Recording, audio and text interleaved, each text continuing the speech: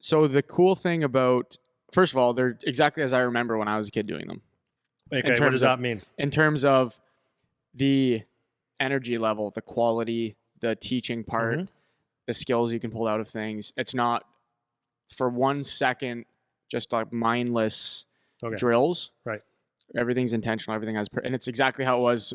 I used to say to you when I was on the ice as a kid, like, this is sick, like best camp ever, right? I used to always say that to you. Yeah. And that's exactly what I still think. Going through it again, it's the exact same. The bar is still just as high. Okay. And that was good because you can see what I noticed. And actually, Justin and I were I was actually supposed to call Justin. I forgot. That's okay.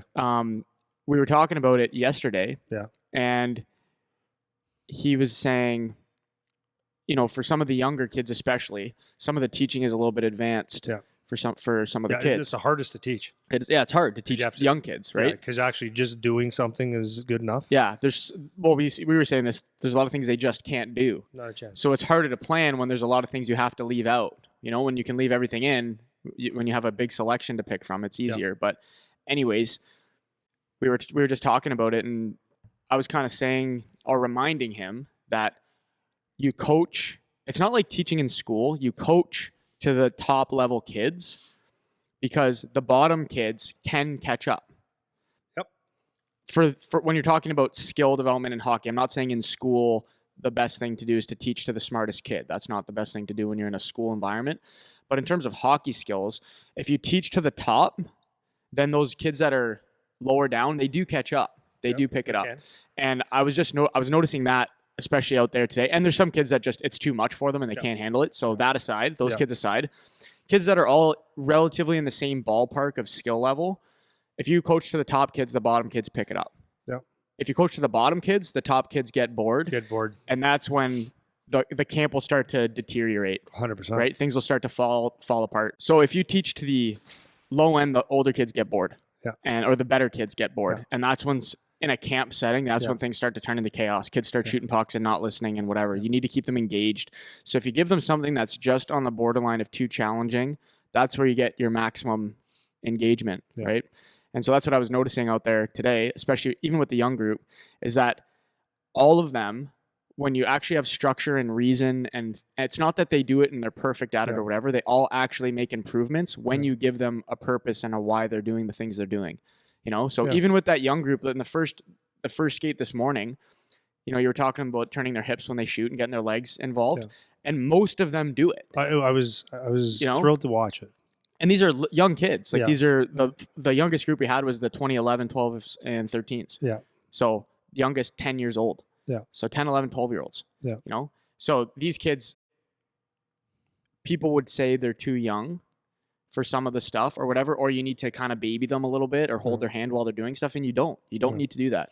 You coach up and they actually listen. If you have an environment that's respectful where they're listening to what you're saying and what you're teaching, they actually can pick it up. So that was one of the really awesome things to see, is because I was even going into it thinking like you said, I haven't been on the ice a whole lot.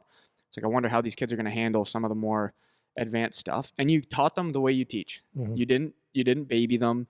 You didn't dumb it down to things that they for sure are able to do. You kind of just found the balance of what is a little bit too challenging or a little bit right near that line. Yeah. And they all took to it really well, which was nice. So it just was a nice solidifier for me that you teach when you give purpose and you give reasons why, and you get the kids that are actually listening, which a lot of times the adults are the ones that set the tone of whether or not kids listen. For sure. So as the instructors, we command that kind of environment on the ice. So for the most part, we don't usually have issues with kids listening. You might get the odd kid that's a pain in the ass, but they listen and they can actually do the thing you're saying because you're giving them reason and purpose and explaining it. And it might take a few times or whatever, but that was really cool to see. Yeah. The other part with the older groups, this is maybe more of a negative, is as the kids get older, a lot of them start to think they know what to do. Yep. You know? So as the kids start to get older, like the 14, 15, 16 plus, sometimes the kids will get the attitude of they know, and they're not as willing to take the instruction. Yeah. But then you get the couple that do. Yeah. And this is why at those older ages, this is who we do it for. Yeah. This is who we do it for. So it's these kids that, of that whole group, when they get older, there's not a whole lot that are great listeners, in my opinion at least. But you get a nice chunk of them that actually listen and ask questions and try to do it. and they get way better. Yeah, and incrementally. What I was saying at the end, and I'll end on this, what I said to that older group at the end, so this is kids that are draft year, going into their draft year, or Bantam minor, 2 years away. Yeah. I said to them, the little details that you can learn in a camp like this, when you're getting a lot of instruction, it can be the difference between scoring 3, 5, 10 more goals in a season.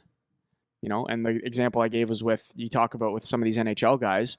If you can tweak a skill for them and that gets them 5 more goals a year or 10 more goals in a season, that's an extra $1 million on their contract or whatever the increment is, And for younger kids, it's the same exact principle, just scaled down a bit. If you can pick up one skill that makes a difference, where you get an extra 5 assists because you can put the pass right on the tape every time because you worked on it. If that gets you 5, 10, whatever more assists in a season, way more people now notice you than would have if you didn't take advantage of that, So a lot of guys like out there, they'll go through the motions, or they don't really hone down on some of the details.